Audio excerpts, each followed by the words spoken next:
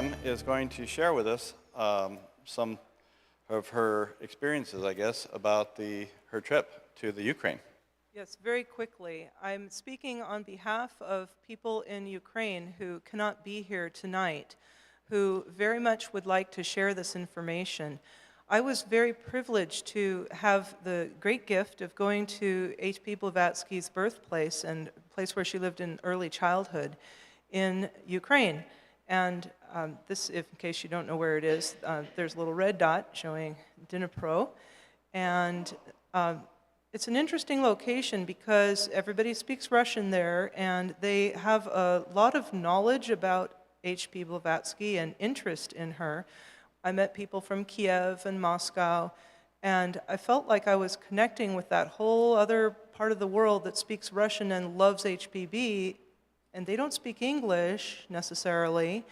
And then here I was speaking English, bringing all of my knowledge of a little bit of knowledge of the English-speaking literature, and I felt like this is a nexus where there could be very creative, fertile exchange of ideas between English and Russian-speaking people who respect the work of H.P. Blavatsky.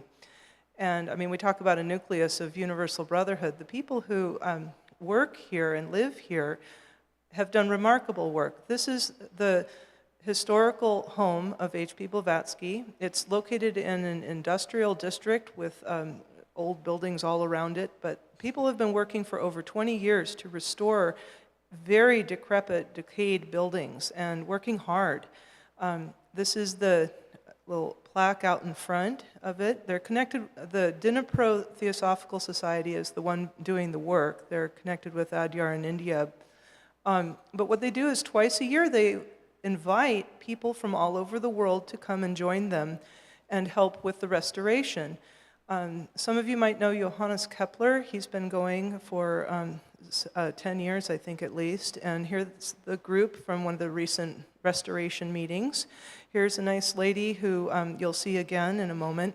She's scrubbing the walls. Everybody works hard. And there's a poster there about H.P. Blavatsky. They have wonderful plans for this site. And here's where they're inviting the international community to come get involved. In the vision, they would like to have a center for research on H.P. Blavatsky's work and her legacy, connected with, physically next to, a restored historical estate with not just her historical home, but also the estate grounds restored as they had been in the 19th century when she was in early childhood, the Fadeev estate of her grandfather. And they have a beautiful vision for this. It could be a real nexus point for the international community to see what other people know and have active research about HBB's ideas, her thoughts, her legacy. And having a physical center for this I personally thought was a wonderful, provocative idea. And they have an architect who's drawn up plans. They are all set to go. The problem is they don't have the land, actually, yet.